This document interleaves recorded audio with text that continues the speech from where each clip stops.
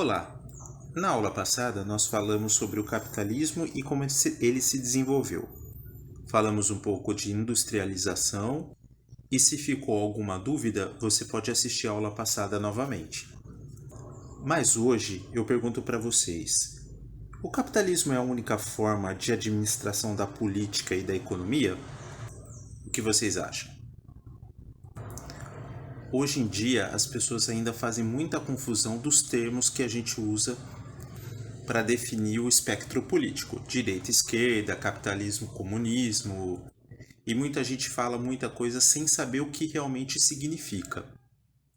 E hoje a gente vai tentar esclarecer um pouco o que é o socialismo.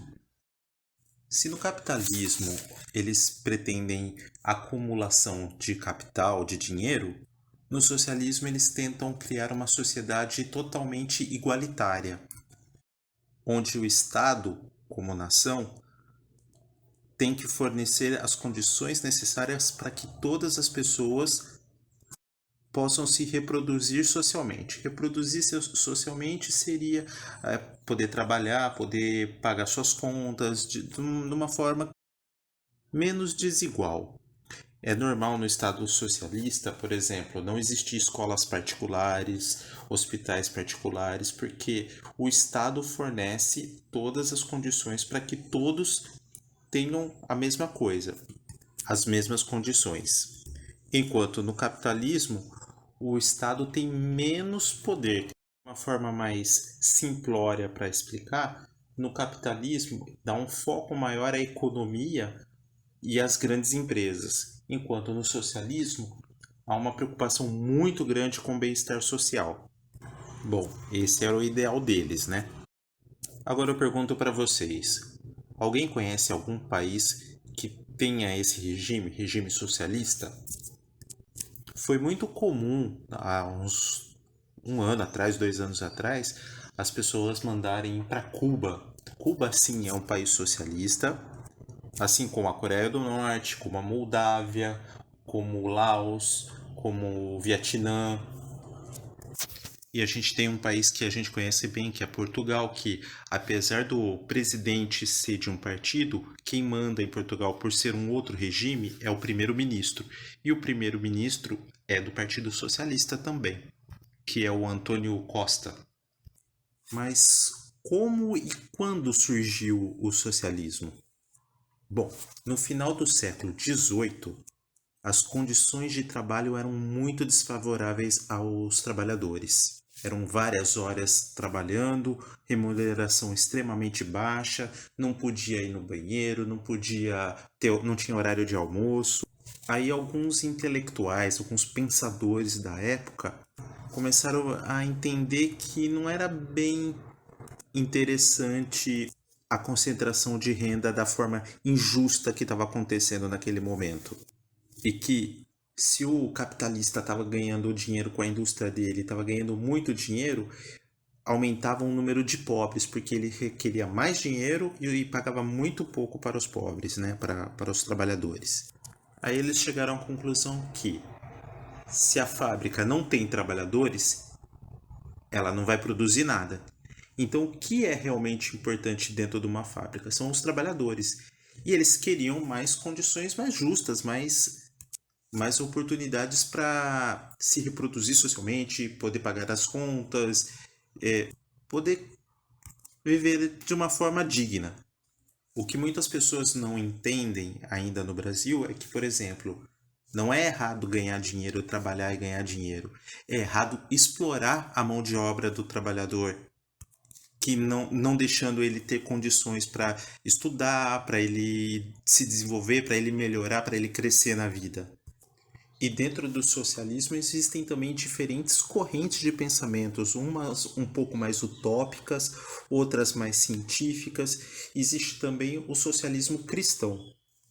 Bom, o socialismo foi adotado por alguns países, por exemplo, a Rússia, que então passou a ser a União Soviética, que foi se associando a outros países que estavam vizinhos a ele, que partilhavam da mesma ideia de regime. E esses países se uniram e formaram o que nós chamamos de União Soviética. Faziam parte da União Soviética países como a Letônia, a Estônia, a Lituânia. Então, esses países que ficavam mais próximos à Rússia. No final da Segunda Guerra Mundial, as duas potências, que são os Estados Unidos e a Rússia, começaram a disputar para quem ia fornecer material, quem iria reconstruir os países destruídos pela guerra. Os Estados Unidos tinham um interesse muito mais em vender para esses países e a União Soviética teria mais interesse em ter mais aliados politicamente. E esses interesses de um país e de outro estavam começando a ficar conflitantes.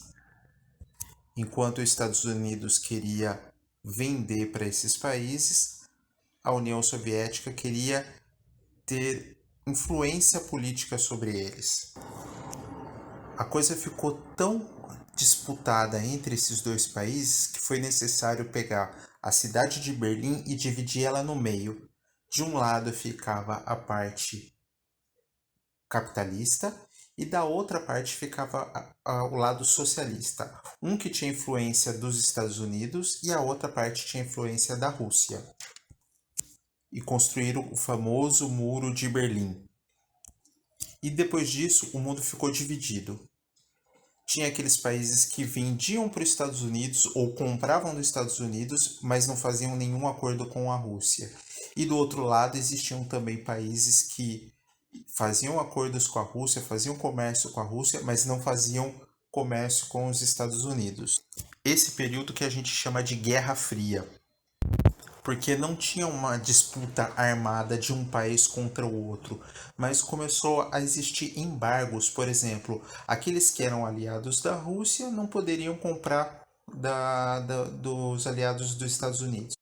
Nesse período também começou uma corrida armamentícia, com o desenvolvimento de novas bombas nucleares, e aí começaram a produção em massa desse artefato nuclear, o que foi causando uma tensão no mundo com medo de uma possível guerra nuclear. Nunca existiu um conflito armado entre os dois países, mas existiram conflitos de influência. Aqueles países que eram aliados dos Estados Unidos muitas vezes conflitavam com países que eram aliados da Rússia, ou até mesmo aliados da Rússia conflitavam diretamente com os Estados Unidos, mas nunca houve um combate entre Rússia e Estados Unidos frente a frente, porque existiam armamentos nucleares que poderiam acabar com a humanidade.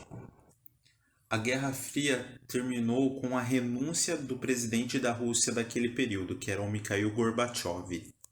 Naquele momento, todos os países que eram aliados à Rússia passaram a ser independentes.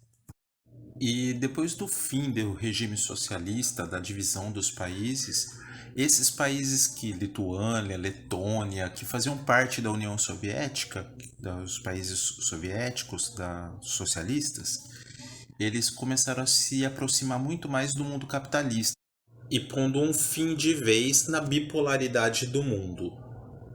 Mas depois de todas essas mudanças que ocorreram, o mundo passou a ter uma nova organização geopolítica.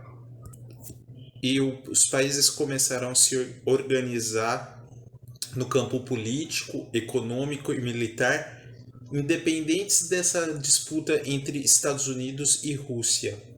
Nós começamos a ver algumas economias de bloco, começamos a ver união de certos países, a União Europeia se intensificou, o Mercosul surgiu, o Japão se transformou também depois desse período da Segunda Guerra Mundial, começou a se transformar em potência com o término da Guerra Fria. O Japão começou a investir muito mais em saúde e educação, o que aconteceu um crescimento acelerado da economia.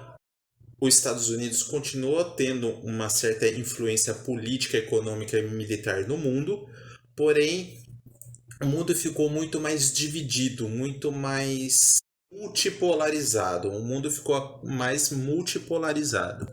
E hoje a gente tem influência de vários outros países, mas os Estados Unidos ainda continua sendo uma nação que está ali na frente de vários segmentos da sociedade, várias tendências econômicas, culturais, militares, que de certa forma influencia todo o globo terrestre.